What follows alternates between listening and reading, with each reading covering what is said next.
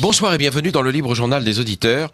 Chers auditeurs, aujourd'hui nous allons faire une émission historique, en tout cas pour un caractère historique.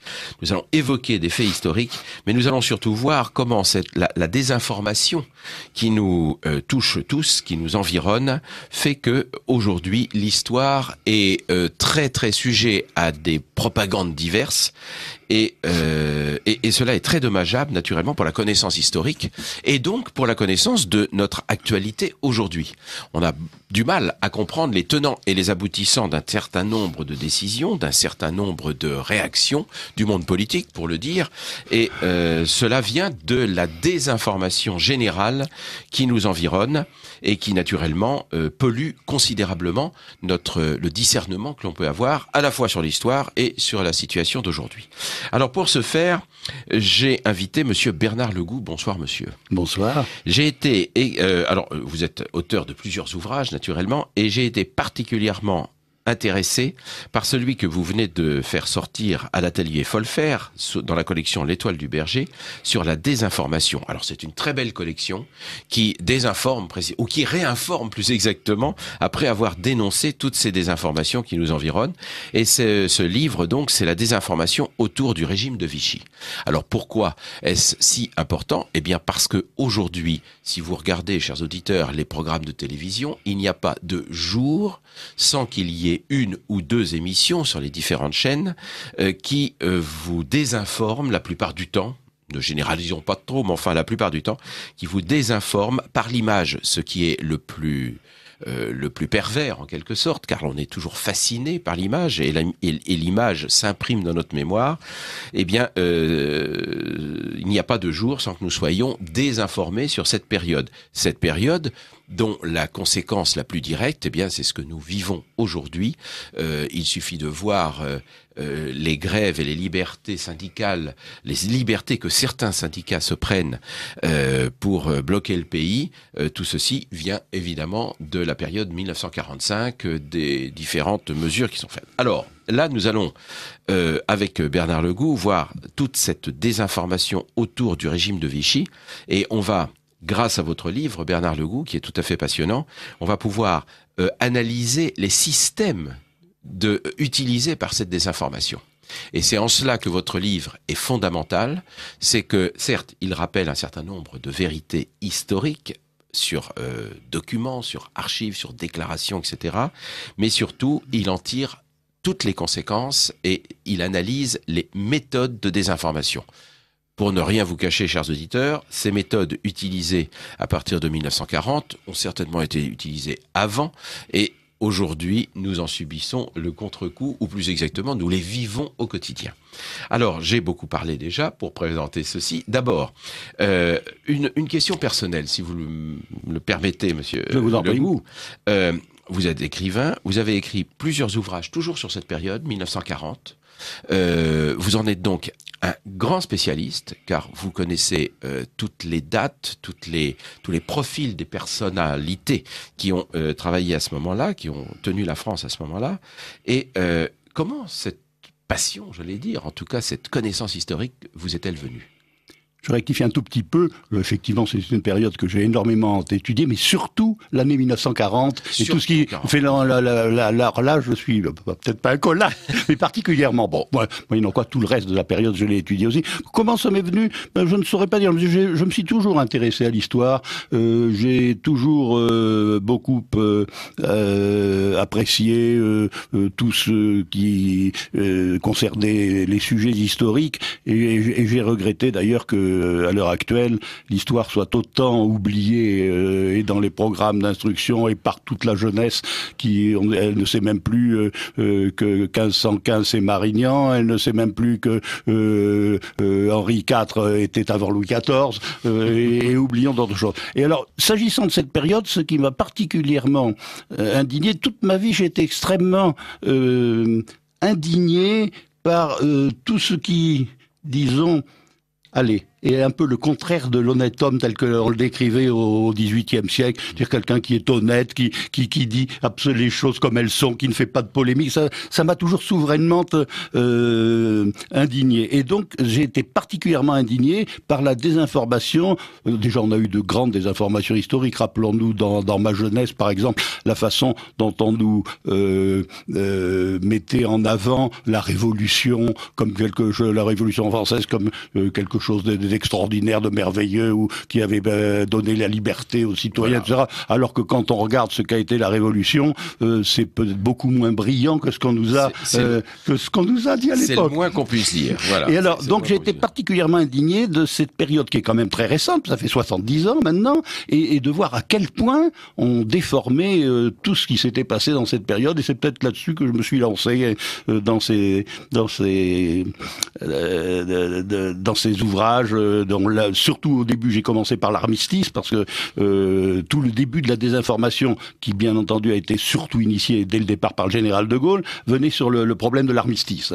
On disait que l'armistice était quelque chose d'épouvantable. Je crois que le général a employé le terme d'abominable. Abominable armistice. À plusieurs reprises. À plusieurs reprises. Alors que quand on regarde bien les événements, l'armistice n'était pas du tout abominable. Ce qui était abominable, c'est au contraire, c'était la seule solution pour régler quelque chose d'abominable, qui était la défaite de l'armée française devant l'armée allemande. Ça, on est bien d'accord, c'était abominable. Mais elle était faite, et il n'y avait guère d'autre solution. Et donc j'ai commencé à beaucoup m'intéresser à l'armistice, et partant de là, à toute la période après, bien entendu, 39-45.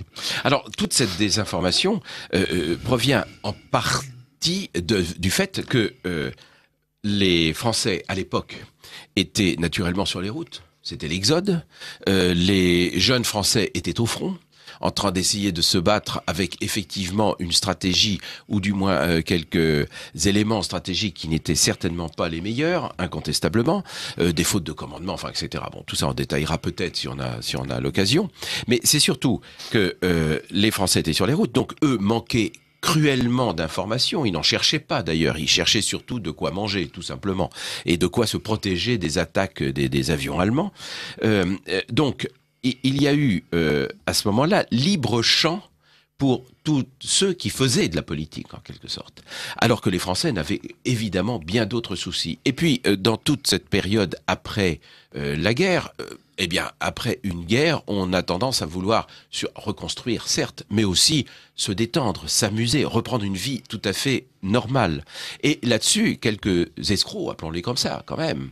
Et surtout dans la période contemporaine, c'est ça qui est absolument incroyable, c'est que plus on avance dans le temps, c'est peut-être pas si paradoxal comme ça, mais plus on avance dans le temps, et plus la désinformation augmente.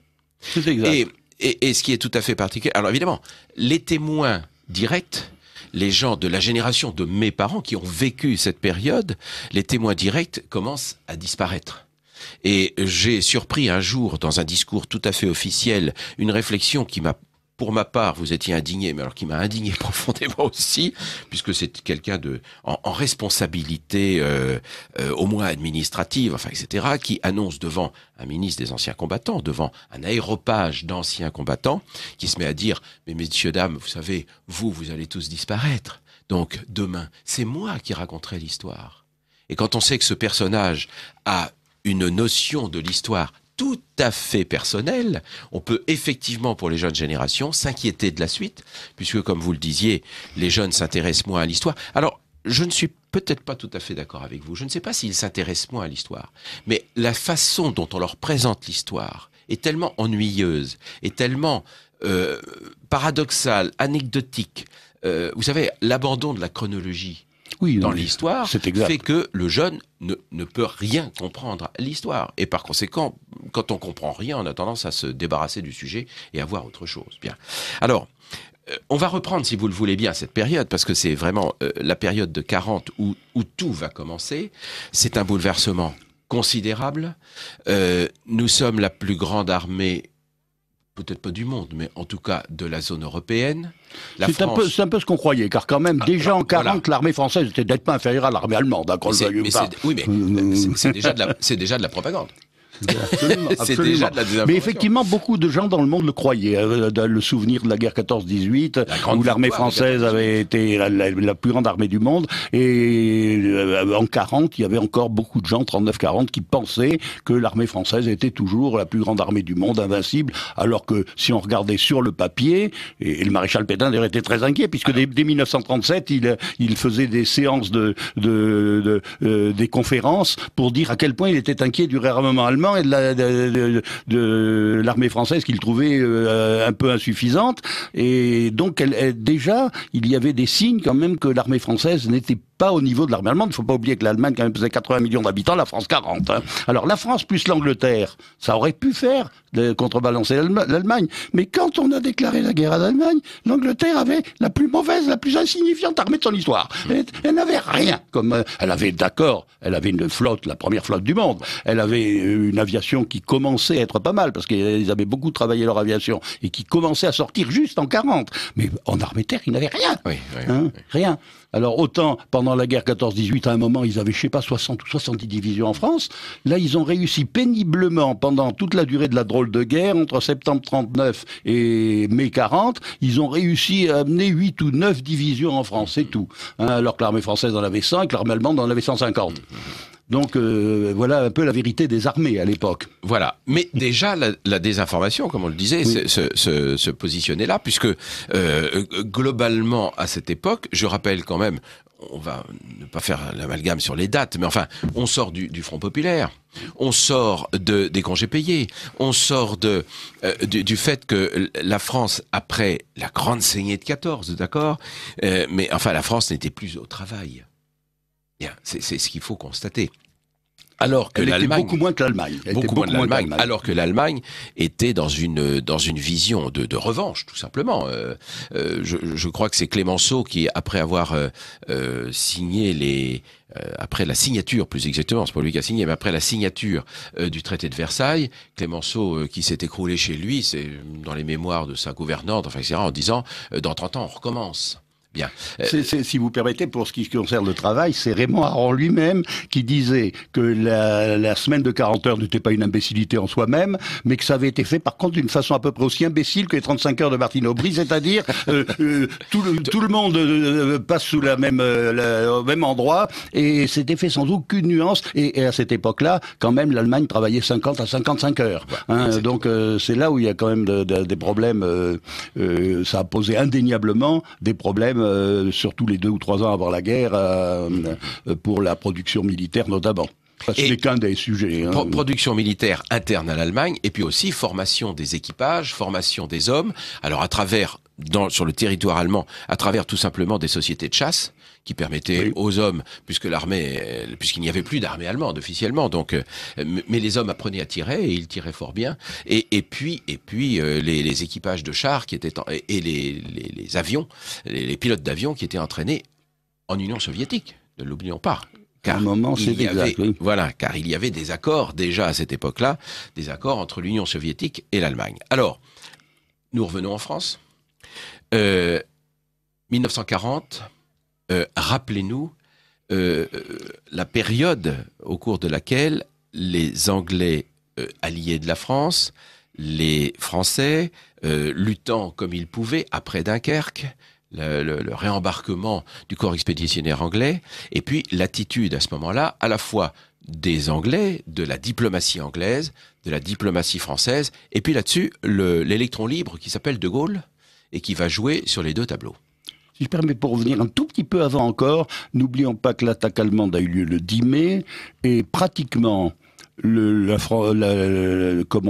a eu de lourdes erreurs qui ont été faites, notamment dans la défense de Sedan, c'est indéniable. Hein. Bon, le 15 ou 16 mai, l'armée française commençait à être extrêmement bousculée, et Gamelin était assez médiocre parce que il a pas réussi à organiser les contre-attaques qu'il aurait fallu organiser. Et le 20 mai, je dis bien le 20 mai, 10 jours après le début de la guerre, tout le monde, ils le disent de tous dans leurs écrits, que ce soit Churchill, que ce soit De Gaulle, et même en partie Reynaud, étaient convaincus que la France allait être vaincue. Il faut quand même le dire, parce que personne ne le dit jamais. On parle toujours vers le 15 juin de continuer le combat, etc. Mais le 20 mai, ils étaient convaincus que la France allait être vaincue. Et à ce moment-là, c'est là que Reynaud a rappelé le général Weygand pour remplacer le général Gamelin. Le pauvre Weygand est arrivé, mais De Gaulle dit lui-même dans ses mémoires qu'il pouvait plus rien faire parce que c'était trop tard. De Gaulle, même s'il l'a caché par la suite, encore qu'il le dit dans ses mémoires, le 20 mai, il était convaincu que la partie était perdue, au moins en métropole. Alors, voilà, je veux pas vous interrompre, mais on reviendra sur la rédaction des mémoires de De Gaulle, parce que vous le dites très bien, vous l'analysez totalement dans votre livre. La rédaction des mémoires de De Gaulle, les mémoires sont rédigées en 46-47 et un peu plus tard. Enfin, ils ont paru en 54, si mes souvenirs sont exacts. Et les mémoires, enfin, ce que De Gaulle raconte à ce moment-là, dans ses mémoires, ne correspond absolument pas à la teneur des discours qu'il tenait sur Radio. Ah, ça, absolument. Ça, il faut faire un chapitre spécial là-dessus. Alors, nous revenons en 1940, voilà, si vous le voulez bien. Alors, pour nous dire, donc, vous me parliez donc de Dunkerque, oui. Alors, il n'y a pas de doute que le malheureux Weygand qui arrive alors que la situation est déjà extrêmement compromise, il a, je ne reviendrai pas dans les détails, mais il a des très gros problèmes. Par exemple, il y a des problèmes de transmission. Le général Gamelin avait lamentablement organisé les transmissions de l'armée française, hein, de même que l'aviation qui était très médiocre. Hein, mais quand on sait que maintenant une guerre moderne est faite à base d'aviation et de transmission, le général Gamelin, lui, il utilisait les lignes PTT comme pour les transmissions, c'est invraisemblable, mais c'est comme ça. Et le pauvre Weygand, lui-même, il a préparé tout de suite un voyage dans le Nord pour aller rencontrer le roi Léopold et pour aller rencontrer le général Gort, qui commandait l'armée anglaise, britannique, et il n'a même pas pu prévenir de son arrivée, etc. Enfin, ça a été absolument effarant. Et toujours le pauvre Gamelin, il avait organisé une contre-attaque de la dernière chance, et cette contre-attaque, alors là, historiquement, c'est un peu discuté, il y a pas mal d'auteurs, tout le monde n'est pas d'accord, mais toujours est-il que le général Gort, à ce moment-là, au moment où il aurait dû participer à cette contre-attaque de Weygand, s'est replié vers Dunkerque avec ses troupes, vraisemblablement avec des ordres venus d'Angleterre, parce que, comme je vous ai dit, Churchill, le 20 mai, était à peu près déjà convaincu de la défaite, et à partir du 20 mai, il n'a plus pensé qu'à une chose, c'est à réorganiser la défense des îles britanniques, et en petit à petit, en quittant sans trop le faire voir, le front français, petit à petit. Et donc, vraisemblablement, Gort a reçu l'ordre de se replier vers Dunkerque, et donc à ce moment-là, effectivement, l'affaire était terminée à partir de ce moment-là. Avec cette particularité d'un ministère des Affaires étrangères, le Foreign Office, qui est en train plus ou moins de négocier avec l'Allemagne, enfin qui prend en tout cas qui prend contact avec l'Allemagne pour voir s'il n'y a pas moyen de négocier un armistice, une paix séparée, alors que l'Angleterre va reprocher au gouvernement de la France, à l'époque, donc 40, d'avoir demandé l'armistice, tout simplement. Les discussions entre l'Allemagne et l'Angleterre, par pays interposé, souvent la Suède, la Suisse, le Vatican même, je crois, n'ont jamais cessé.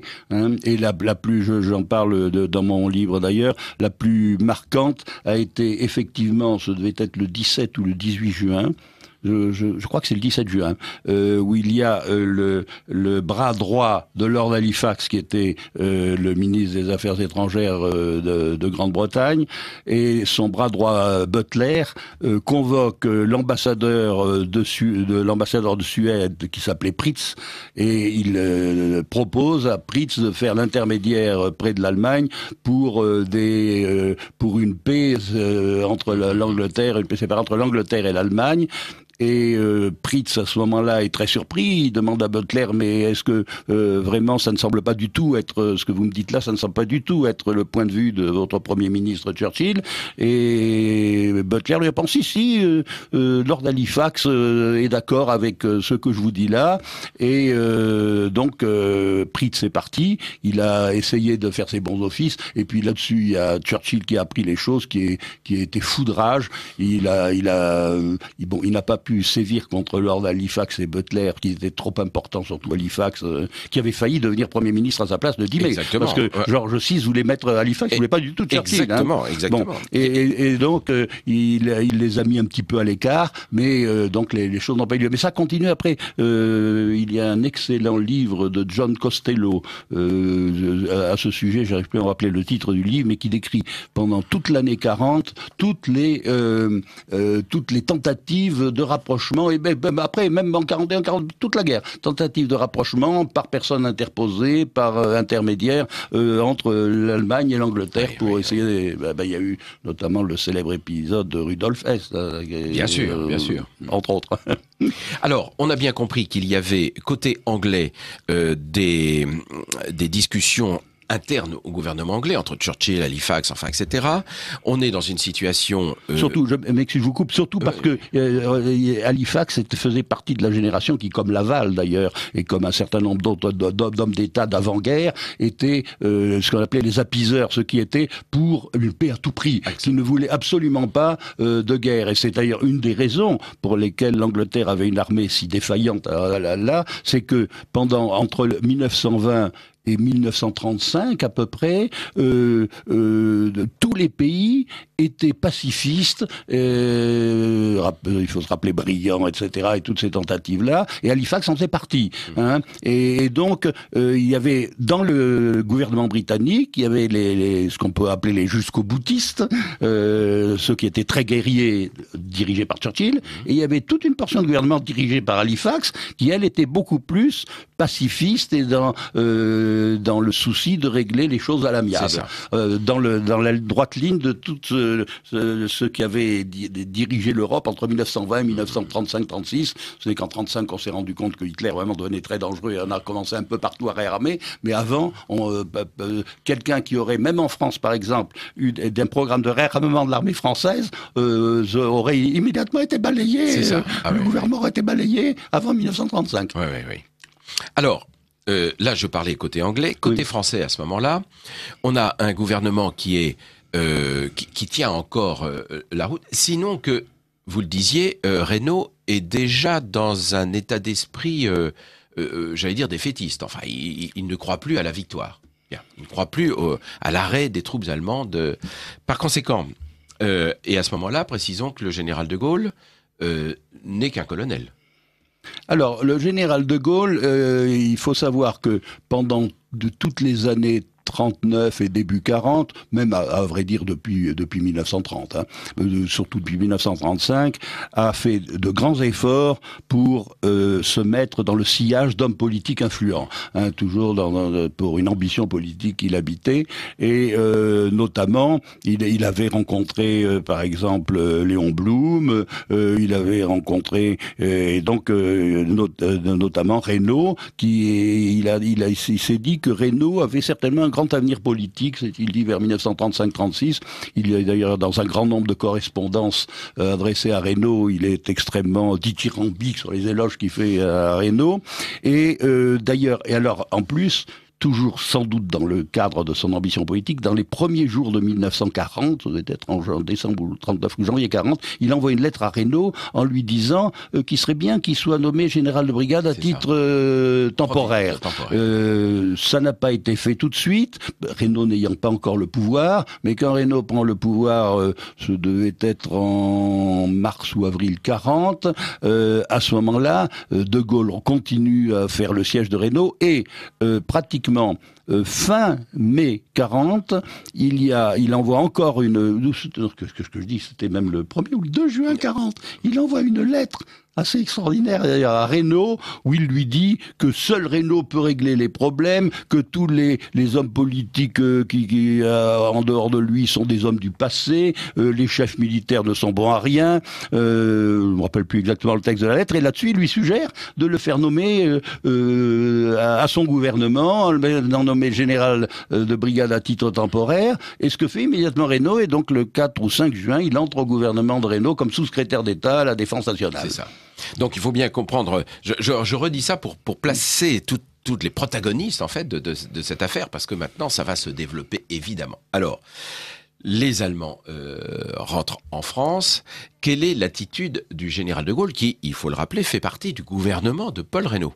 Par conséquent, c'est très important parce que dans les discours prochains qu'il va prononcer à la BBC, dans les prises de position qu'il va avoir, il va absolument fustiger ce gouvernement en le traitant de gouvernement d'incapable, de politicien taré, enfin, etc. Ce qui est tout à fait particulier parce que, enfin, il en fait partie. Il est membre de ce gouvernement. Absolument. Alors, comment les choses vont-elles se dérouler, politiquement parlant, entre cette débâcle de l'armée française, donc abominable, c'est ça, c'est le vrai qualificatif, et puis le départ du général de Gaulle? Comment va-t-il partir en Angleterre? Alors d'abord, disons qu'à l'époque, il y a 2 militaires importants au gouvernement, plus un militaire important qui dirige l'armée française. Le militaire important, c'est le maréchal Pétain, qui est vice-président du Conseil, et le général de Gaulle, qui est sous-secrétaire d'État à la Défense nationale. Et le personnage important qui dirige l'armée, c'est Weygand.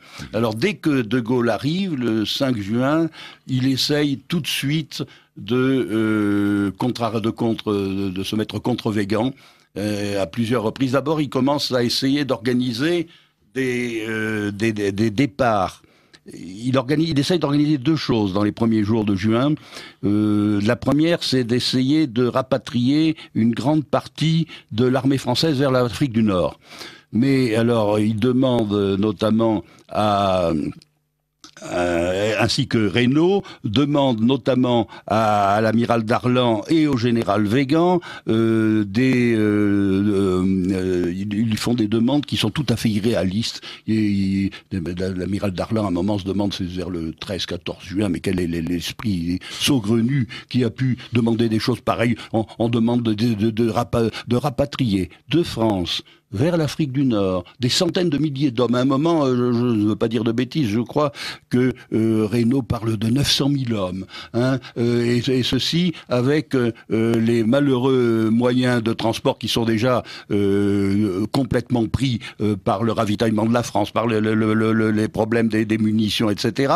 Et alors que la France est complètement envahie, qu'il y a 10 millions de personnes sur les routes, que les unités sont dans tous les coins, et que, en plus, l'amiral Darlan, ainsi d'ailleurs qu'un certain nombre d'autres personnalités militaires, disent que le maximum qu'on pourrait faire, c'est éventuellement en 15 jours, 3 semaines, si on arrive à réunir une cinquantaine de bateaux, on peut arriver à rapatrier une division peut-être vers l'Afrique du Nord, etc. Donc c'est totalement irréaliste. Hein. Et la deuxième chose que fait le général de Gaulle, il essaye effectivement de monter ce qu'on a appelé le réduit breton, hein, qui est encore une fois totalement irréaliste aussi, parce que quand on voit la façon dont les Allemands sont en train de progresser à toute vitesse, quoi qu'il arrive, un quelconque réduit breton pouvait durer au maximum une dizaine de jours, peut-être, et encore. Hein, mais il fait ça certainement dans l'optique simplement de permettre au gouvernement d'aller jusque vers Brest et de se rapatrier après vers l'Afrique du Nord, puisqu'il a toujours cette idée de continuer la lutte en Afrique du Nord. Et la troisième chose qu'il fait, d'ailleurs, c'est d'essayer de remplacer Weygand, puisqu'à un moment, il va remplacer le général Hunziger, qui, pas au cours d'une inspection, ça devait être le 11, si je ne m'abuse, le 11 juin. Il va voir le général Hunziger, il lui demande s'il peut remplacer le général Weygand. Et alors lui, de Gaulle prétend dans ses mémoires que Hunziger a répondu favorablement, alors que Hunziger a dit lui-même, devant plusieurs témoins, que c'est une folie, que jamais on ne pouvait remplacer Weygand en plein débat, que c'était totalement infaisable, etc. Donc voilà, disons, les grandes activités du général de Gaulle jusqu'au 16 juin. Et en plus, alors Reynaud lui donne le rôle de tenir le contact avec Churchill, puisque Reynaud c'est très proche de Churchill, et donc de Gaulle va une première fois, c'est peut-être le 8 ou le 9 juin, en Grande-Bretagne. Il ne connaissait pas Churchill encore, c'est là qu'il prend contact avec lui, et il essaye d'organiser avec l'amirauté britannique, justement, le transport de troupes françaises vers l'Afrique du Nord. Et alors il prétend en ses mémoires qu'il a eu une réponse favorable, c'est absolument faux, parce que l'amirauté britannique, je crois, en réalité, lui a dit que c'était tout à fait impossible, parce que les Anglais aussi sont débordés, tous leurs bateaux sont utilisés pour des problèmes pour amener des vivres en Angleterre, pour les problèmes de ravitaillement des armées, etc. Enfin, ils n'ont pratiquement pas de bateaux disponibles. Voilà un petit peu à peu près, et alors il revient en France, et donc le 16 juin, il repart à Londres, toujours mandaté par Reynaud, pour voir avec Churchill comment il pourrait régler un certain nombre de problèmes, et notamment comment organiser une résistance aux Allemands sans, sans capituler. Voilà. Et alors donc il rencontre Churchill. Et c'est là qu'il est le 16 donc juin que à la suite d'une réunion avec Churchill et avec Jean Monnet, ils arrivent à faire accepter par le cabinet britannique une proposition d'union franco-britannique qui avait été pensée depuis longtemps, depuis quelque temps, disons, par Jean Monnet, qui avait commencé à sérieusement mettre un texte sur le papier, qui avait été revu, et donc il téléphone à Reynaud, d'ailleurs, dans la matinée du 16, que en réalité, c'est le 15 qu'il est parti. Il disait à Londres, dans la matinée du 16 juin, il téléphone à Reynaud qu'il va y avoir un événement très important qui va se passer dans la journée. Donc, surtout Reynaud tienne bon, etc. Et il le rappelle Reynaud dans l'après-midi, en début d'après-midi, lui disant que on va faire une proposition d'union franco-britannique. Mais ce qui est très important, et ça, la plupart des historiens actuels, bien entendu, l'occultent complètement, c'est que le 15 juin au soir, Reynaud, à peu près convaincu qu'il va falloir demander l'armistice, envoie un télégramme à Churchill, il envoie un message en lui disant que l'armée française est dans un très très mauvais état et que il va sans doute être amené à demander leurs conditions d'armistice aux Allemands, et que en plus il serait inconcevable, dit-il même, que le gouvernement français puisse abandonner le territoire national dans ces conditions, ne serait pas compris par la population. Personne n'en parle jamais de ce message. Et le lendemain, Churchill lui répond par 2 messages consécutifs en disant qu'il est d'accord pour qu'il demande les conditions d'armistice, mais que la condition impérative, c'est que la flotte française soit envoyée en Angleterre. C'est ça. Alors, ces 2 messages sont annulés par l'ambassadeur Campbell, qui vient à un moment voir Reynaud vers la fin d'après-midi en lui disant que les 2 messages qu'il lui avait remis sont annulés, sont remplacés par la proposition d'union franco-britannique qui vient d'être téléphonée par De Gaulle.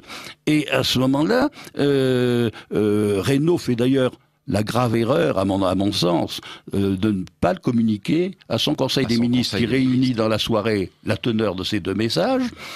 Et par contre, il communique, il dit qu'il a reçu des messages de Churchill, c'est tout, sans donner plus de détails. Et par contre, il fait part de la proposition d'union franco-britannique qui a été envoyée par De Gaulle. Et le Conseil des ministres unanime trouve que c'était pas du tout le moment, au moment où l'armée française est complètement bousculée, où il faut prendre des décisions urgentes, c'est pas le moment de faire une union franco-britannique qui ne répond pas aux problèmes. Et qui en plus fait perdre une très grande partie de la souveraineté de la France.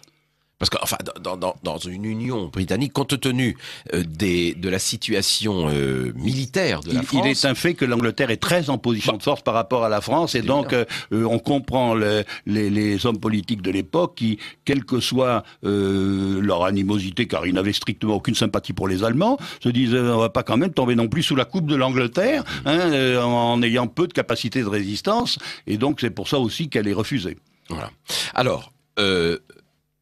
donc, De Gaulle revient en France, il repartira en Angleterre, évidemment, comme on sait. Alors De Gaulle revient en France, effectivement, le 17 juin au matin, et là, il apprend que non, je m'excuse, c'est le 16 juin. Le 16 juin, oui, c'est ça. 16 juin au matin, et attendez, que je ne dise pas d'erreur. Non, il a... Attendez, parlez bien dans le micro, Non, il arrive le 16 juin au soir. Il arrive le 16 juin au soir, tard, et il apprend que Reynaud vient de démissionner. Et alors, il se demande à ce moment-là s'il est encore... La première question qu'il pose en arrivant à l'aéroport de Bordeaux-Mérignac, c'est « Est-ce que je suis toujours au gouvernement ?» Et on lui dit « On ne croit pas, mais on ne sait pas. » Et à ce moment-là, il s'en va au centre de Bordeaux, et c'est... comment il s'appelle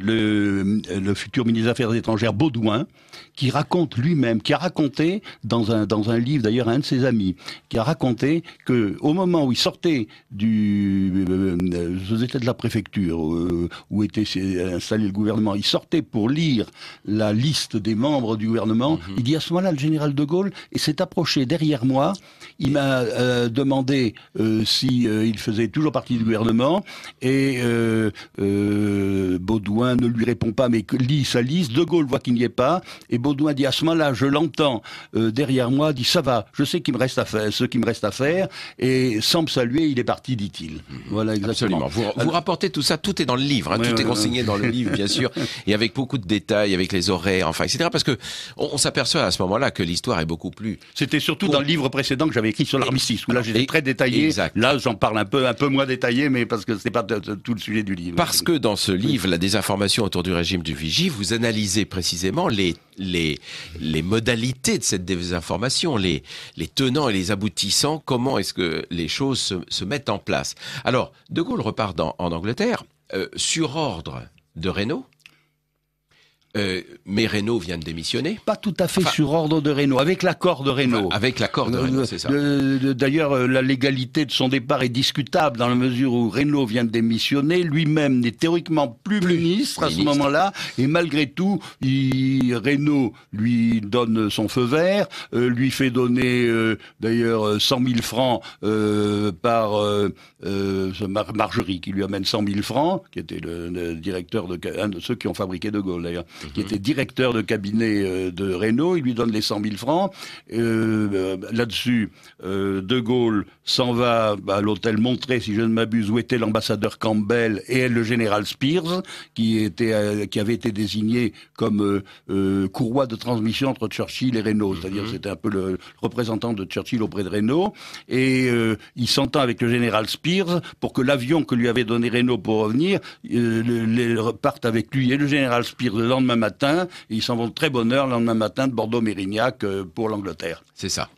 Et donc, à partir de ce moment-là, De Gaulle est quand même, j'allais dire, il arrive en Angleterre, il est quand même mandaté par le gouvernement français, même s'il n'y a pas un ordre écrit. Franchement, non. On peut pas dire qu'il est mandaté par le gouvernement français, parce que quand il part, je vous dis, Reynaud n'est plus Premier ministre. Ben oui, bien sûr.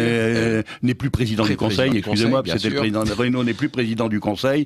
Donc, en réalité, il part de sa propre initiative.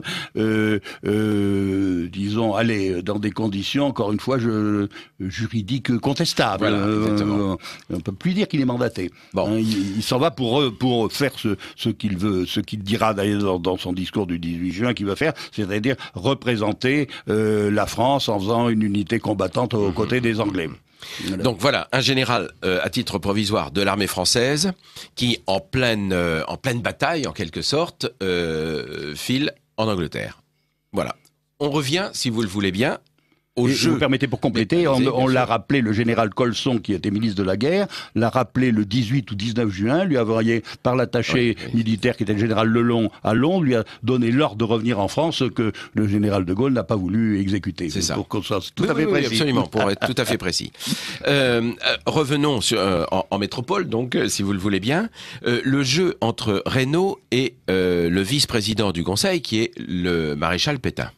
Car là, il y a quelque chose de tout à fait surprenant, que j'ai découvert d'ailleurs dans votre livre, à savoir que il y a un jeu de politique politicienne, là, Reynaud pensant que nommant le maréchal Pétain, mais pouvant retrouver sa place par la suite, enfin là il y a une carambouille politique, en plein débat, que je le rappelle, parce que ces manipulations politiques, on les connaît en permanence sous notre belle République. Mais là, les Allemands avancent de 20 ou 40 kilomètres par jour. Oui, ils occupent presque un département par jour, effectivement, voilà. En ce moment, même plus, quelquefois, oui, absolument. Ouais. On peut pas dire exactement, disons, que, oui, un carambouille politique, votre mot est peut-être un peu fort, mais enfin, disons que Reynaud, à ce moment-là, ne veut pas être, pour des raisons pratiquement de prestige personnel, ne veut pas être celui qui demandera l'armistice, tout en sachant qu'il est quasi indispensable de demander au moins les conditions. Ce qu'avait proposé Camille Chautemps, qui était vice-président du Conseil, au cours d'un conseil des ministres 1 ou 2 jours avant. Donc il se rend bien compte qu'on ne peut pas, dans une débâcle pareille, ne pas demander à l'ennemi au moins comment on pourrait arrêter les combats. Donc il en est convaincu. Mais il ne veut pas, pour des raisons encore une fois de prestige personnel, le faire lui-même. Donc qu'est-ce qu'il fait? Et là nous en avons c'est quelque chose qui est complètement occulté maintenant, parce que ça n'arrange pas. Mais on en a 10 preuves, enfin tout le monde l'a dit. Il se débrouille. Il a l'accord du président Lebrun, président de la République. Il a l'accord du président Herriot, président de l'Assemblée nationale. Il a l'accord du président Jeannet, président du Sénat, et qui sont très au courant pour que il démissionne. À ce moment-là, Lebrun va appeler Pétain pour le remplacer, et Reynaud est convaincu que Pétain va demander, bien entendu, il sait qu'il va demander des conditions d'armistice, mais il est convaincu que les Allemands exigeront qu'on leur remette la flotte, et que ce sera inacceptable. Donc que Pétain va refuser, et donc à ce moment-là, Pétain sera balayé, et que lui va revenir au pouvoir 2 ou 3 jours après. Et c'est comme ça que Reynaud laisse la place à Pétain. C'est ce jeu incroyable dans les circonstances de l'époque. Enfin, je veux dire, on s'étonne complètement. On se dit, mais qu'est-ce que c'est que ce jeu intellectuel, politicard c'est assez inouï. C'est un curieux homme que Reynaud, qui en fin de compte était quand même un homme très brillant, indéniablement. Mais comme je le dis d'ailleurs dans un de mes livres, je crois qu'il a clairement montré ses limites, qui étaient celles d'un très bon ministre des Finances, mais pas d'un président du Conseil. Parce que il a été un peu louvoyant, etc., irréaliste. Enfin, il n'a pas du tout montré les qualités qu'avait montré Clémenceau au cours de la Première Guerre mondiale, à mon avis. Alors, toujours pour rester en France métropolitaine, on reparlera naturellement de l'Angleterre, vous imaginez bien, dans un instant. Mais à partir de ce moment-là, le maréchal Pétain, donc, se voit évidemment, compte tenu de la débâcle abominable des armées françaises, se voit contraint à ce moment-là. Débâcle abominable, mais dont il faut bien noter, et le maréchal Pétain le dira dans tous ses communiqués après, rendant hommage aux soldats français qui se battent malgré tout pied à pied. Il ne faut pas oublier qu'il y a eu 92 000 morts, uniquement militaires, c'est-à-dire pour 40 jours. C'est-à-dire plus de 2000 morts par jour, ce qui correspond à peu près au pire moment de Verdun. Exactement. Donc l'armée française, contrairement... Et alors là, De Gaulle, toujours pareil dans son optique politicienne, dans son optique politicienne, a accusé l'armée française de ne pas s'être battue, les dirigeants d'avoir remis la France à l'Allemagne sans s'être battue, ce qui est presque une insulte à l'armée française. Alors là, c'est la vente parce qu'elle s'est vraiment battue. Mais encore une fois, on peut pas revenir sur toute l'histoire de la guerre, mais elle a été bousculée dès le départ à la cause de plusieurs erreurs qui ont été commises, et après elle n'a jamais pu reprendre le dessus. Mais en tout cas, elle s'est battue indéniablement. Absolument. Alors, avant de poursuivre, je rappelle aux auditeurs qu'ils sont à l'écoute du Libre Journal des auditeurs de Radio Courtoisie, et que je reçois Bernard Legout pour un livre absolument fondamental qui analyse vraiment en profondeur toute cette période, la désinformation autour du régime de Vichy. Le livre paraît à l'atelier Folfer dans la collection L'Étoile du Berger, avec le facsimilé de l'affiche de la fête du 1er mai, fête du travail, où on voit le maréchal Pétain serrant la main d'un ouvrier sur fond d'usine. Je tiens les promesses, même celles des autres, ce qui serait assez sympathique si ça pouvait exister aujourd'hui. Enfin bon, n'épiloguons pas. Alors, revenons donc sur cette période. Le maréchal Pétain donc se voit contraint de demander à l'Allemagne et à l'Italie, mais enfin surtout à l'Allemagne, les conditions de l'armistice. Et ça, ces conditions de l'armistice sont remises autour le 18 juin ou parce qu'on parle de deux armistices. Un tout petit peu plus tard, disons que immédiatement on a demandé les conditions d'armistice. Les Allemands traînent un petit peu à dire comment ça va se passer, et ce n'est, si je ne m'abuse, que le 20 ou peut-être même le 21 qu'ils demandent la liste des plénipotentiaires français qu'on leur envoie, et que donc il y a la délégation qui est dirigée par le général Hunziger et qui comprend également l'ambassadeur Noël, l'amiral Leluc, et je crois qu'il y avait encore un général là, le général Bergeret, Bergeret, et cette délégation donc est convoquée à Rotonde pour signer l'armistice éventuellement avec la délégation allemande. Alors, pour que les choses soient très complètes, définition de l'armistice par rapport à la capitulation, parce que ce sont des termes qu'on va retrouver en permanence. Le gouvernement de la France va signer un armistice avec l'Allemagne et De Gaulle va quasiment toujours utiliser le terme de capitulation. Or, les deux choses n'ont absolument pas la même signification et surtout pas les mêmes conséquences. Disons que le général de Gaulle, effectivement, le mot capitulation a deux termes, a deux sens. Il y a au sens militaire, c'est effectivement la reddition d'une armée ou d'une place forte devant l'ennemi. Et comme le dit fort justement le général Weygand, la capitulation est punie de mort, d'après le code militaire.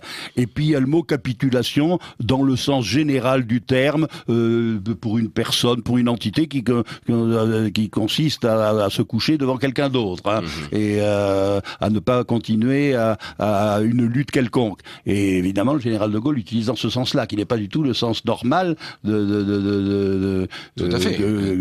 militaire, parce qu'il n'y a pas eu de capitulation militaire. L'armistice, justement, avait pour but d'éviter la capitulation militaire. Parce que, comme le dit fort justement le général Weygand, a très très bien défini cela, il dit lui-même que la capitulation, ça aurait été une catastrophe. Hein, parce que une capitulation, ça veut dire quoi? Ça veut dire qu'il n'y a plus de gouvernement, que d'abord le pays est occupé entièrement, bien entendu, parce que s'il n'y avait pas demandé l'armistice, à peu près disons 8 à 15 jours après, la France était totalement occupée par les Allemands. Et vraisemblablement, à ce moment-là, il serait passé en Afrique du Nord, hein, parce que je ne vois pas comment, avec un gouvernement replié en Afrique du Nord, à ce moment-là, vu la toute-puissance allemande, vu qu'ils avaient 120 ou 130 divisions disponibles en France, vu que le pauvre Franco, qui ne voulait absolument pas entrer dans la guerre, mais là, il n'aurait absolument pas pu refuser, à ce moment-là, avec la puissance allemande, il n'aurait pas pu refuser le passage des Allemands par l'Espagne.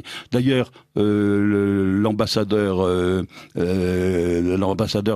d'Espagne en France, José Luis de Lequerica, l'a dit plus tard à Murphy, Robert Murphy, qui a été après le grand organisateur du débarquement américain en Afrique du Nord, et qui à l'époque a été pendant 10 ans avant conseiller de l'ambassade américaine en France. Et il a dit lui-même à Murphy, les Allemands étaient à notre frontière. Ils avaient 100 et quelques divisions, ils pouvaient faire passer immédiatement à travers l'Espagne 10 divisions sur la Barbine, nous n'avions rien à leur opposer, et en réalité, nous les avons eus par la diplomatie. Parce qu'en fin de compte, ça aussi, c'est une chose qu'on ne dit jamais, mais il y a une entente entre le maréchal Pétain et le général Franco, pour que justement, Franco avait beaucoup insisté près de Pétain, qui, il ne faut pas l'oublier, était encore un mois avant ambassadeur de France en Espagne, il a beaucoup insisté auprès de Pétain pour que surtout signer une armistice, pour que les Allemands n'obligent pas l'Espagne à rentrer dans la guerre et ne passent pas en Espagne pour en Afrique du Nord. Et c'est une des grandes raisons, et ça Pétain l'a dit au professeur Rougier, qui a été après à Londres au même moment que Montoire, c'était d'ailleurs vers le 25 octobre, rencontré Churchill en son nom, et il avait dit au professeur Rougier, Franco insistait pour que je demande l'armistice, parce que autrement ça aurait été également une catastrophe, non seulement pour la France, mais également pour l'Espagne. Hein, et c'est une des grandes raisons pour lesquelles il a demandé l'armistice, parce que effectivement, sans armistice, qu'est-ce qu'il y avait? La France était entièrement occupée. Il y a eu, les Allemands ont réussi à prendre à peu près 1 800 000 prisonniers, parce qu'encore on en a fait relâcher entre 500 et 800 000, selon les auteurs, qui ne sont jamais partis en Allemagne.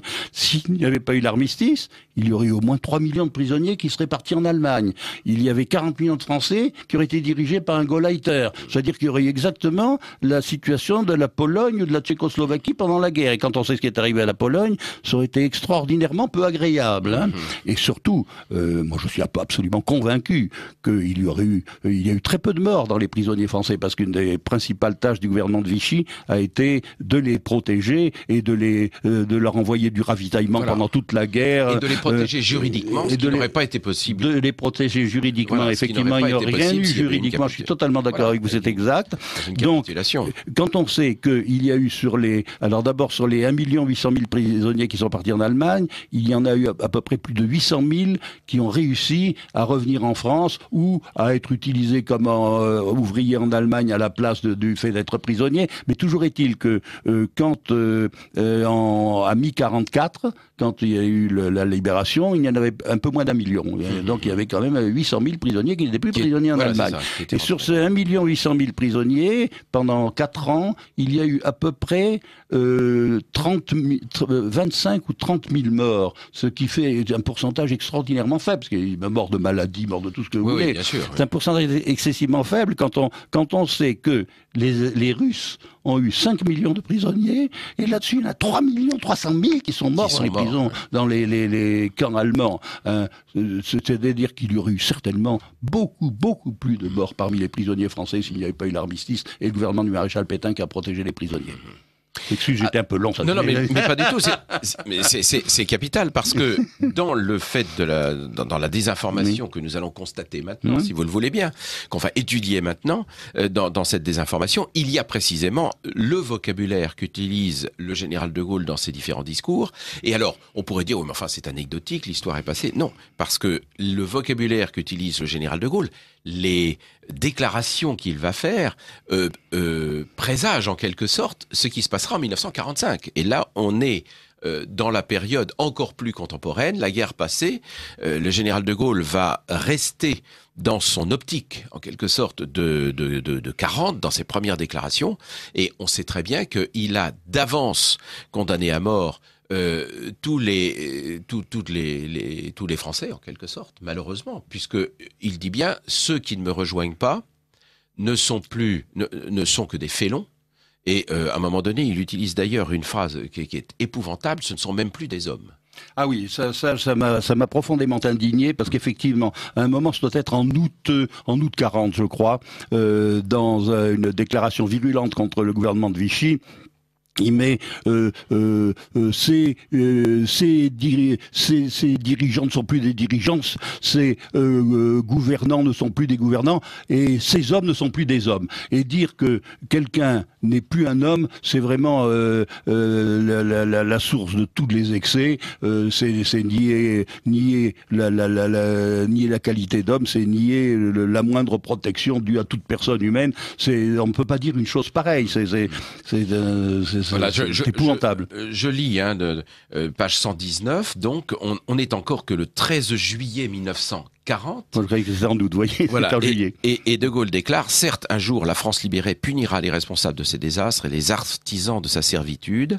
Ah oui, alors le 8 août, vous avez parfaitement raison, je continue la lecture. La justice sera rendue quand les chefs français qui se seront montrés indignes d'être des chefs auront été condamnés.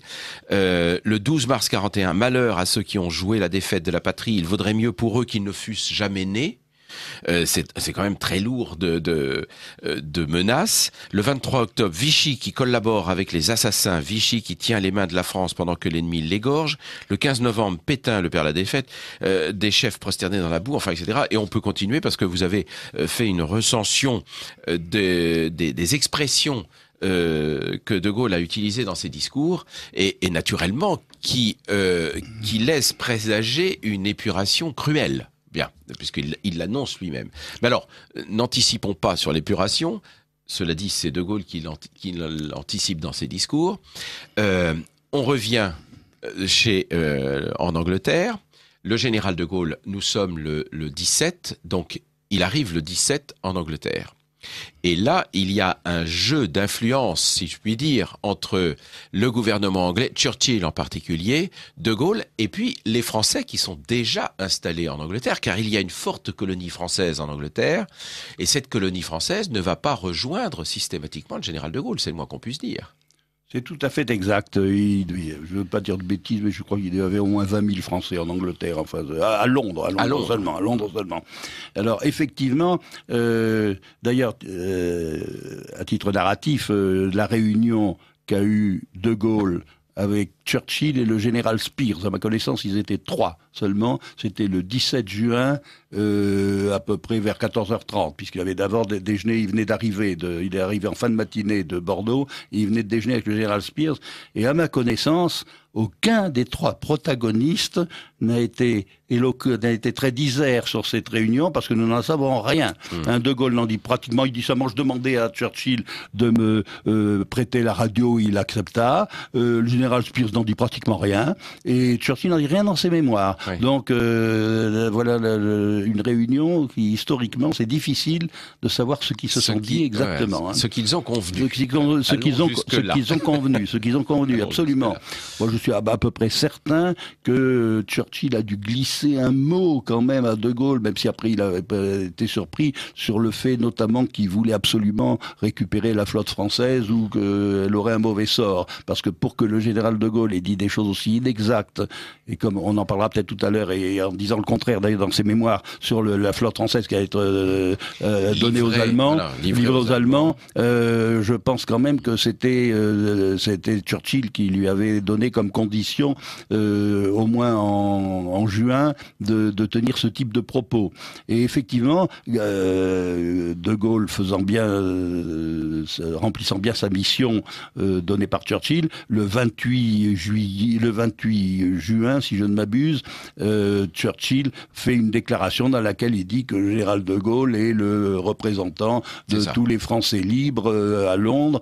Et alors là-dessus, dès que Churchill fait cette déclaration, De Gaulle immédiatement fait une déclaration dans la foulée en disant qu'il prend sous son autorité tous les Français résidant à Londres, lesquels immédiatement poussent des cris d'orfraie, vont voir Lord Halifax, ministre des Affaires étrangères, en disant « Oh, écoutez, il n'est pas question que ce général nous donne des ordres, etc. » Donc là, ça fait un petit peu un tollé à Londres.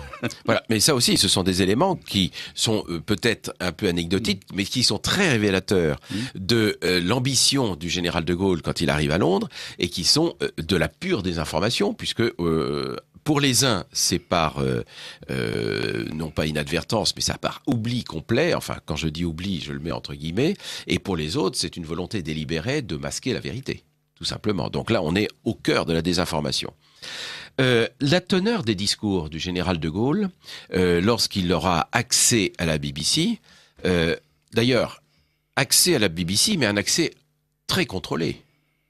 C'est exact, il a dit le contraire, il a dit que jamais il n'avait montré quoi que ce soit de ses discours à qui que ce soit. Or, on en a des exemples contraires, et notamment François Kersaudy, qui a écrit un bouquin, plusieurs livres sur De Gaulle, notamment De Gaulle et Churchill, et De Gaulle et Roosevelt, dit lui-même, il raconte une anecdote, c'était le 26 juin, je crois, De Gaulle doit prononcer un discours, et il se trouve qu'il n'a pas eu l'aval du Foreign Office sur son discours, et il y a, comme ce doit être un jour férié, il y a un malheureux employé du Foreign Office qui se trouve tout seul dans son bureau, qui dit « je peux pas laisser faire ça », qui court partout pour essayer de trouver un chef, n'en trouve pas, et alors du coup il va trouver De Gaulle en disant « écoutez, il faudrait quand même ici changer ceci ou ceci », et De Gaulle est obligé de le faire parce que normalement il pourrait pas s'exprimer. Donc on voit bien que malgré tout, quoi qu'il en ait dit, au moins les tout premiers temps à Londres, il a été quand même assez contrôlé.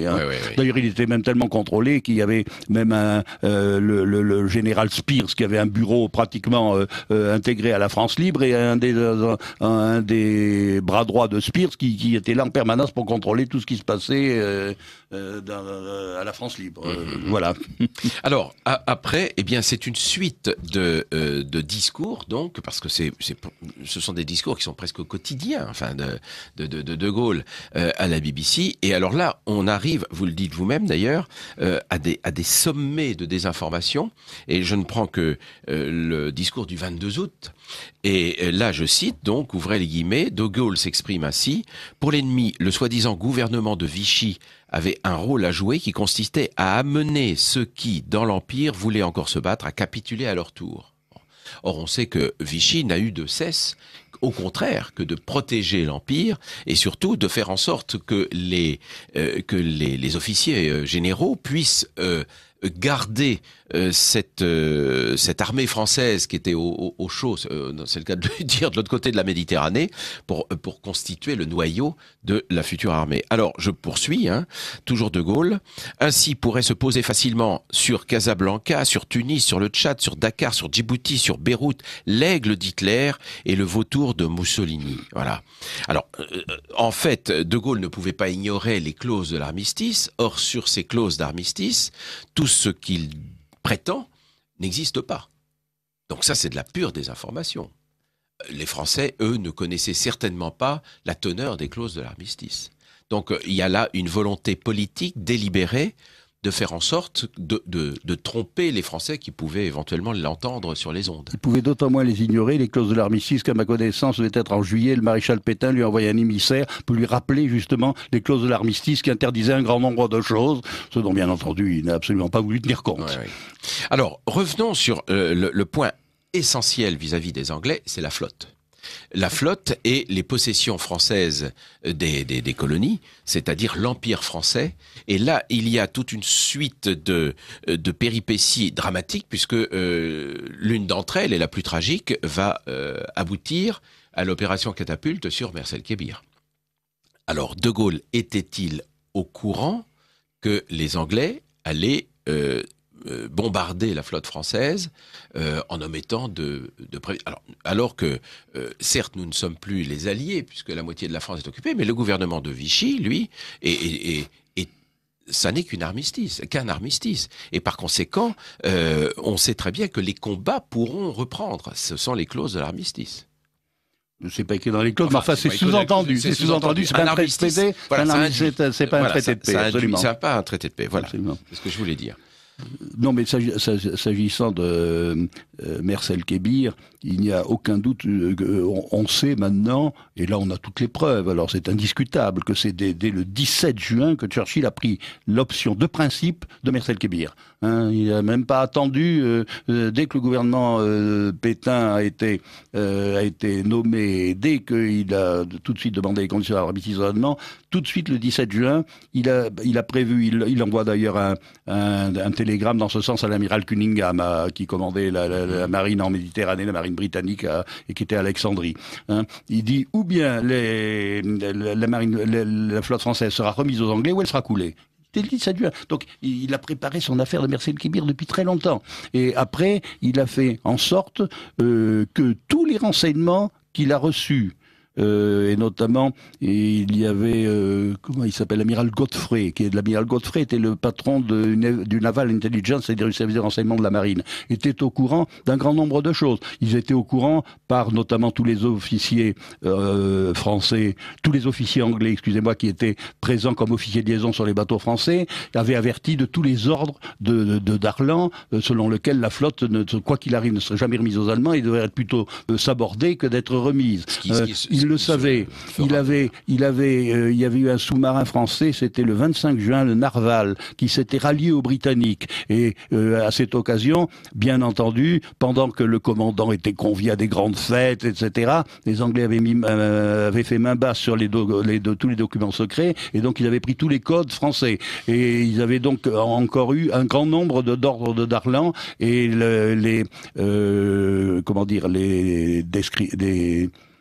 les spécialistes du Naval Intelligence, du service de renseignement de la marine, avaient affirmé que Darlan était de parfaite bonne foi, etc. Tout ça, il le savait. Il le savait le 30 juin, au plus tard le 1er juillet. Moyennant quoi, il a fait en sorte que son cabinet ne soit pas au courant, parce qu'il voulait absolument faire son opération de Mers-el-Kébir, et tout ce qui pouvait l'empêcher n'était pas acceptable. Et son cabinet aurait probablement, bon, on ne refait pas l'histoire, mais probablement refuser cette opération. C'est vraisemblable. C'est vraisemblable. Parce que, en tout cas, il y aurait eu beaucoup plus grandes difficultés. Alors, Mers-el-Kébir, je rappelle quand même, c'est le bombardement de la flotte française à quai, et il y a eu près de 2000 morts, je crois. Il y a eu 2297 morts, voilà, exactement. Et je ne sais plus combien de blessés. 500 blessés à peu près, en 2 opérations, parce qu'il y a eu la première opération le 3 juillet, et comme il y a eu l'imprudence C'était l'imprudence de l'amiral Esteva, là, qui avait dit un peu trop vite que justement les bateaux n'avaient pas été trop amochés, etc. dans un message, et il a ressucé le 6 juillet. Il y a encore des avions qui sont venus bombarder ce qui restait un ou deux bateaux qui n'avaient pas été suffisamment amochés, ce qui a fait 300 morts de plus. Au total, il y en a eu donc 1297. Alors pour la petite histoire, enfin c'est pas la petite histoire, là encore c'est assez tragique. Il faut savoir que le cimetière militaire de Mers-el-Kébir a été complètement abandonné par l'État français après notre départ en 62, et que les tombes ont été complètement... Mais quand même, il y a eu des progrès, parce que l'association pour la défense des marins de Mers-el-Kébir, dont je fais partie d'ailleurs, grâce à ces associations, dont je fais partie, s'est démenée, et elle voudrait qu'on rapatrie tout le cimetière de Mers-el-Kébir en France. Mais pour le moment, ça n'a pas été possible. Oui. Mais malgré tout, je crois qu'on l'a remis en état, et il y a des gardiens, donc c'est quand même à peu près. Mais effectivement, pendant longtemps, ça a été complètement abandonné. Et c'est une association privée en quelque sorte, qui s'est arrangée pour faire ça. L'État français n'ayant pas bougé. Absolument. Voilà, ça fait partie aussi des choses qu'il faut savoir. Et disons qu'elle a fait quelques progrès, parce que pendant longtemps, chaque fois qu'il y avait tous les ans la mémoire de l'anniversaire de Mers-el-Kébir, personne ne venait. Depuis quelques années, il y a quand même l'attaché naval britannique, un capitaine de vaisseau qui est là tous les ans. On a eu l'ambassadeur de Grande-Bretagne, et il y a eu même un secrétaire d'État qui est venu, je crois, donc pour la mémoire de Mers-el-Kébir. Donc il y a eu des progrès. Bon, dans l'ignorance de Mers-el-Kébir. Voilà. Alors, Bernard Légout, pardon, on continue notre l'évocation de cette et l'analyse de l'évocation historique et l'analyse de la déformation, de la désinformation. Comment explique-t-on avez-vous fait une étude, j'allais dire, du caractère psychologique de De Gaulle, car enfin voilà quelqu'un qui incarne la France dans tous ses discours. Vous le dites d'ailleurs plusieurs fois dans votre livre. Il faut systématiquement, lorsqu'il parle de la France, lorsqu'il parle de la patrie, il faut enlever ces mots-là, parce que il participe à la désinformation du discours, et puis il faut mettre à la place De Gaulle ou lui-même, ou moi-même, etc. Bon. Et je me suis amusé à faire ce genre de choses, et c'est vrai que les discours de De Gaulle à ce moment-là prennent une toute autre signification, une toute autre ampleur aussi, et là on voit derrière la déclaration historique, on voit le personnage politique, purement politique. C'est un homme extraordinairement complexe. Je vais être franc, je n'ai pas étudié énormément sa personnalité et son caractère. J'avais pourtant, dans un de mes premiers écrits, j'avais réussi à faire un résumé de tout ce que j'avais vu dans les chapitres de De Gaulle, et il n'était pas très favorable en général. Il est un fait, un psychiatre de grande qualité pourrait écrire un livre très intéressant sur le général De Gaulle. Je sais, ça a peut-être été fait. Je ne sais pas non plus, mais je ne sais pas. Mais je me posais la question à la lecture des discours. Extraordinaire au sens littéral du terme. Oui, tout à fait extraordinaire. Il avait d'énormes qualités, d'énormes défauts. C'était je vais plus loin, c'était certainement un homme très dangereux. Hein. Il n'y a qu'à lire son livre Le fil de l'épée, j'en parle à un moment, peut-être pas dans ce livre-là, peut-être dans les précédents, mais dans Le fil de l'épée, on voit très bien la psychologie du chef tel qu'il se l'imagine, qui doit quand même correspondre un peu à son caractère, où vraiment il donne des caractéristiques, il dit qu'il doit être très distant, il dit qu'il doit que l'homme d'État ne doit pas tenir sa parole. Il dit il parle même à un moment de certains grands hommes, dit-il, dont les turpitudes, quelles que soient, je n'emploie pas bien entendu les termes exacts, mais les turpitudes aussi grandes qu'elles aient été, disparaissent devant la notoriété qu'a obtenue l'homme devant l'histoire. Enfin, c'est vraiment un personnage extrêmement curieux. Tous les gens qui l'ont connu ont dit, même nous l'avons suffisamment vu à la télévision quand il était président. Il y avait des qualités extraordinaires de comédien, Et indéniablement, à part l'affaire d'Algérie, que personnellement, y ayant participé personnellement, j'ai beaucoup regretté, comme beaucoup. Il a quand même, j'en parle un peu dans mon livre, la façon dont il a réglé ce problème est scandaleuse. Et on en fait un plat maintenant en disant que c'était un succès. Ça aurait pu être traité certainement considérablement mieux. Mais à part cela, il est indéniable que dans les années, disons, allez, 58, pendant presque 20 ans, 58, 68, il a quand même pas trop mal géré la France, qui à l'époque, ça a été l'époque des Trente Glorieuses. Bon, qui avait été inauguré par la 4e République. Voilà, hein. exactement. Enfin, il y avait des conditions aussi, des conditions, disons, économiques, internationales, qui favorisaient beaucoup de choses. D'aucuns disent qu'il a sacrifié l'Algérie pour la bombe atomique. Ouais. Alors, c'est vraisemblable. Mais... Et il y a de ça, mais il y a aussi l'attitude du général de Gaulle qui est absolument incroyable vis-à-vis de l'Indochine. Alors, on en parle très peu. On en parle très peu parce que la guerre d'Indochine a commencé juste après la Deuxième Guerre mondiale, naturellement. Au départ, c'était une guerre qui était d'escarmouche en quelque sorte. Et puis très vite, on s'est rendu compte que ce corps expéditionnaire français de l'Extrême-Orient s'est trouvé confronté à la guerre froide, tout simplement. Et nous avons fait la guerre sous faux drapeau, en quelque sorte. On dirait ça aujourd'hui. Mais l'attitude du général de Gaulle à ce moment-là a été absolument incroyable. On n'en parle pas. Pourquoi ? Parce que dès 1946, de Gaulle n'est plus aux affaires.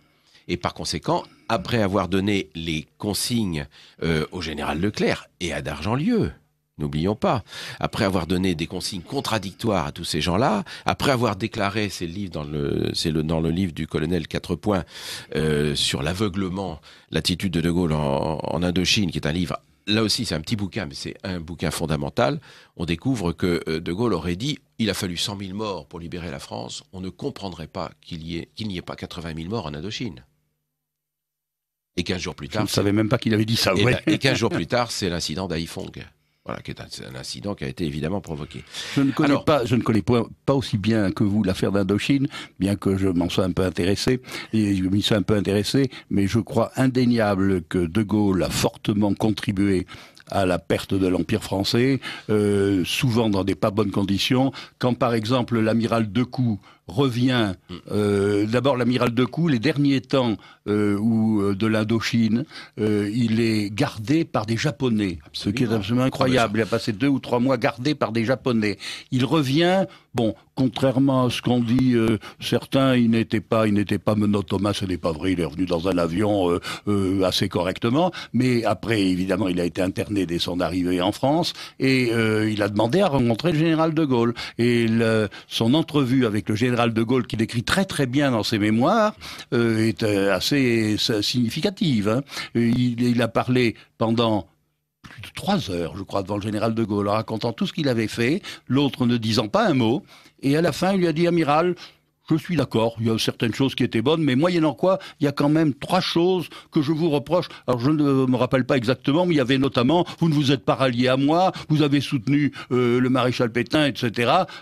Et au revoir, amiral. Ça a été terminé. Donc on voit que la seule chose qui intéressait De Gaulle, c'était effectivement les rapports qu'il avait eus, l'amiral Decoux, avec lui-même et avec son obédience. Hein. Et on peut dire que l'Indochine a commencé à être perdue, de même à mon sens que par exemple le Maroc, quand on voit la France était très aimée dans tous ces pays, contrairement à ce qu'on peut dire maintenant, hein, les pays colonisés, et quand on voit que les chefs français qui avaient pour lesquels les populations avaient une grande vénération, que ces chefs français ont été arrêtés, ont été renvoyés dans des conditions assez minables en France. Pareil pour le général Noguès qui a été obligé, lui, prudent, il s'est dit oulala, les choses sont en train de mal tourner, et le général Noguès est parti d'urgence se faire oublier en Espagne ou au Portugal, je crois, au Portugal où il a passé je ne sais pas combien d'années avant quand même de revenir et d'être absous, si je ne m'abuse. Mais enfin, c'est lamentable, parce que le général Noguès était quand même un homme qui avait la confiance, une grande confiance des autorités marocaines, du sultan et de toutes les autres autorités. Donc ça a été très lamentable.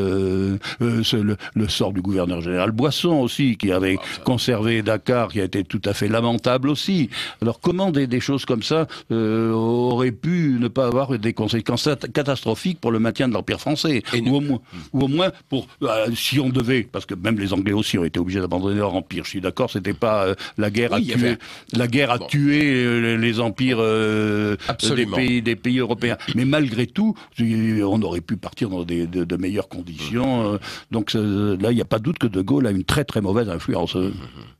Alors, Bernard Legout, nous sommes, on n'aura pas le temps d'évoquer tous les aspects naturellement de cette désinformation. Dans les chapitres de votre livre, il y a tous les chapitres sont très importants. Il y a une chose qu'il faudrait quand même aborder, c'est la désinformation vis-à-vis des Juifs. Et vous avez tout un chapitre qui est absolument fondamental là aussi là-dessus, parce que il y a eu évidemment, j'allais dire, l'émotion de la tragédie des nazis vis-à-vis des Juifs, bon, c'est le moins qu'on puisse dire, mais il y a quand même un certain nombre de contre-vérités qui ont été énoncées et qui sont encore aujourd'hui colportées. Je parlais de ces émissions de télévision quotidiennes qui désinforment le public. Certes, le gouvernement de Vichy a pris des lois qu'on a appelées les lois anti-juives, c'est absolument exact, mais il y a là d'abord, il faut jamais oublier ce que l'on fait systématiquement dans ce genre d'émissions de télévision ou d'ouvrages. On oublie que les Allemands étaient présents en France quand même un petit peu. Absolument. À chaque fois, on a l'impression que le gouvernement de Vichy est arrivé comme ça par un coup d'État. D'ailleurs, on reproche parfois le putsch de Pétain, alors que c'est strictement faux. Ça, vous le détaillez parfaitement. C'est le gouvernement de la France de l'époque. On peut analyser les causes de cela, mais la conséquence, c'est ça. Et je vous coupe une seconde, mais le putsch de Pétain, je suis d'accord. On accuse d'avoir fait un putsch. En réalité, il n'a fait aucun putsch, il est arrivé également. Par contre, De Gaulle a fait un putsch le 18 juin, lui, oui. Bien sûr. Enfin, De Gaulle est habitué des putschs, quand même. Voilà, il a tenté de faire un putsch. Il en a fait un le 18 juin, mais il en a fait un aussi pour reprendre les affaires en 1958. C'était pas vraiment un putsch, soyons honnêtes. Il a quand même, il y a eu tous ces féaux qui ont effectivement fait des manœuvres subtiles. C'est le moins qu'on peut. Mais il a quand même été rappelé. Voilà, il a été rappelé. Restons-en là pour l'instant. C'est encore un autre chapitre. Enfin bon. Mais en tout cas, voilà. Pour ce qui est des Juifs, parce que ça c'est encore cruellement ressenti et on le comprend très bien. Le gouvernement de Vichy, donc le gouvernement de la France, ne l'oublions pas, de l'État français, n'a pas eu du tout l'attitude qu'on lui... Enfin, pas du tout l'attitude qu'on lui reproche. Oui, il y a encore aujourd'hui une désinformation considérable. Oui, je crois que c'est indéniable, parce qu'en fin de compte, on arrive maintenant... D'abord, on axe tout maintenant, effectivement, sur l'attitude du gouvernement de Vichy envers les Juifs, alors qu'à l'époque, il avait de soucis, il y avait des centaines de soucis tous les jours qui se présentaient. Ça n'a été qu'un des multiples soucis qu'avait le gouvernement. Effectivement, comme vous le disiez, on essaye de faire croire que les Allemands n'étaient pas là, que tout ça c'était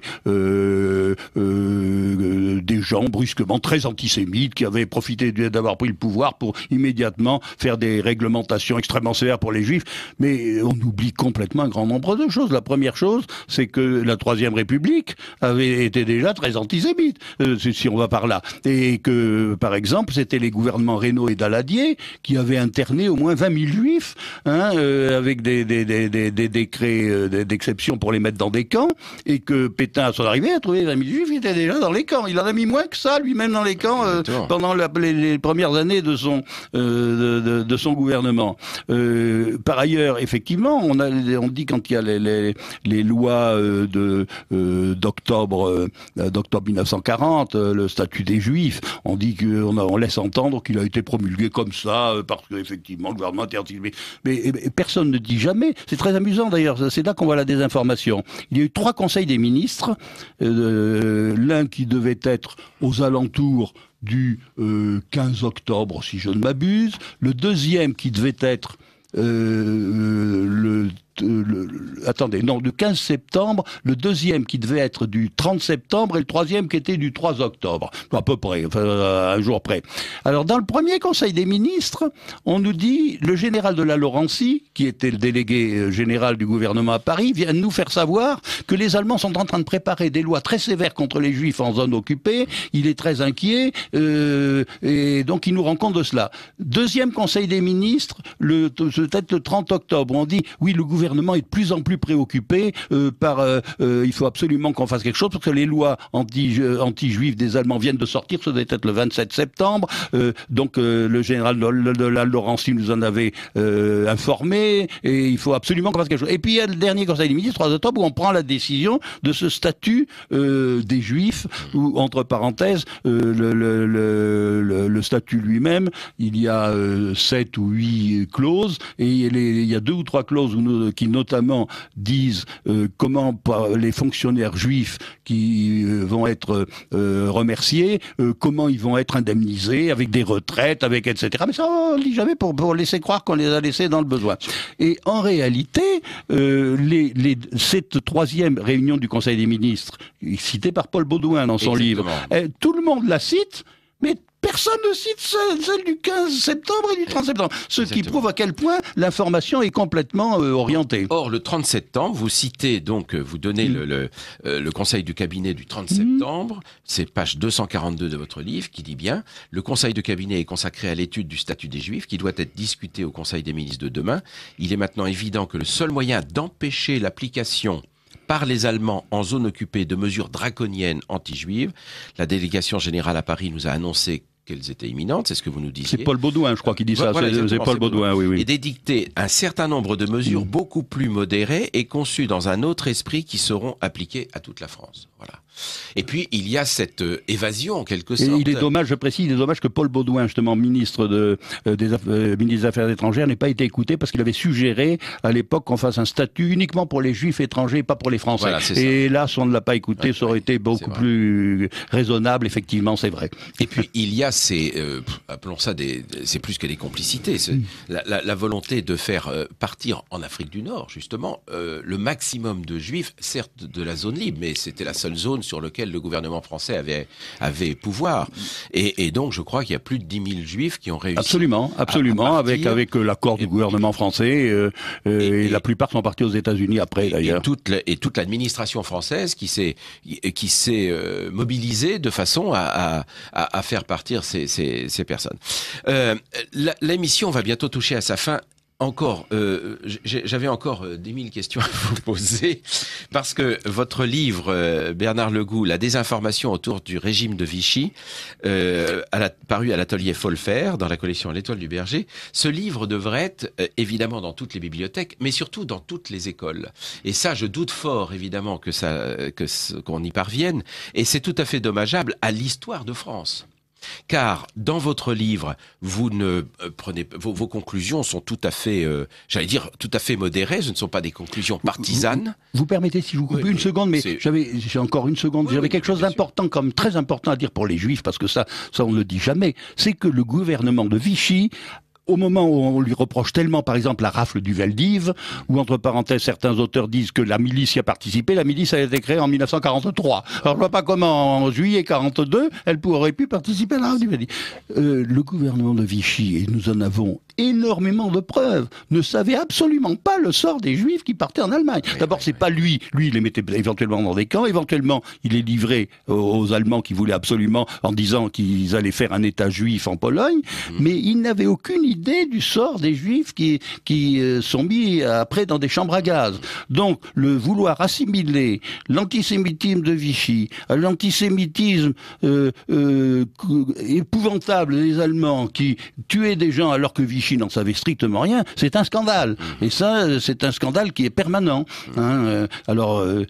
Par exemple, Monsieur Serge Klarsfeld, qui a fait de remarquables ouvrages, je le dis, concernant le sort des Juifs, c'est extraordinaire le travail qu'il a fait, train par train, presque individu par individu, mais par contre, il veut absolument accabler le gouvernement de Vichy, ce qui est dommage, parce que ça enlève une partie du mérite de ses ouvrages, c'est dommage. Non, là, il y a de toute façon un parti pris communautaire, disons, et évidemment, le problème, c'est qu'il participe à cette désinformation générale sur l'action du gouvernement de Vichy, et il est bien évident qu'il faut remettre toutes les pendules à l'heure, car, je le dis, compte tenu de toutes ces émissions qu'on peut regarder à la télévision aujourd'hui, les jeunes Français qui s'intéressent un petit peu à l'histoire, comme vous disiez tout à l'heure, ces jeunes Français sont complètement manipulés dans leurs différentes... je n'ai plus le temps de raconter ce genre d'anecdote, mais j'ai moi-même participé à des débats sur le principe génocidaire, d'ailleurs. Nous avons fait ici même 4 émissions avec des participants de toutes les communautés, malheureusement, de toutes les personnes qui ont été génocidées, parce qu'il y a quand même des survivants. Et par conséquent, je pense qu'il faut... La vérité est déjà suffisamment tragique et suffisamment complexe sans qu'on y ajoute encore du mensonge, de la manipulation et de la désinformation. Merci Bernard Legout. C'est moi qui vous remercie. J'espère qu'on se reverra parce que j'aurai encore, comme je vous le dis, 1000 questions. Il y a plusieurs chapitres qu'on n'a pas eu le temps d'évoquer dans cette émission. En tout cas, votre travail, la désinformation autour du régime de Vichy, qui analyse complètement les mécanismes de la désinformation, votre travail est considérable et fort important pour l'édification des jeunes générations. Je vous remercie beaucoup, moi-même, et je regrette d'avoir été peut-être un peu bavard par moment, ce qui fait qu'on n'a pas eu le temps d'aborder effectivement tous les sujets que vous auriez désirés. J'en suis désolé. Nous nous reverrons. Voilà. Avec plaisir. Merci. Avec grand plaisir. À bientôt et chers auditeurs, à dimanche prochain.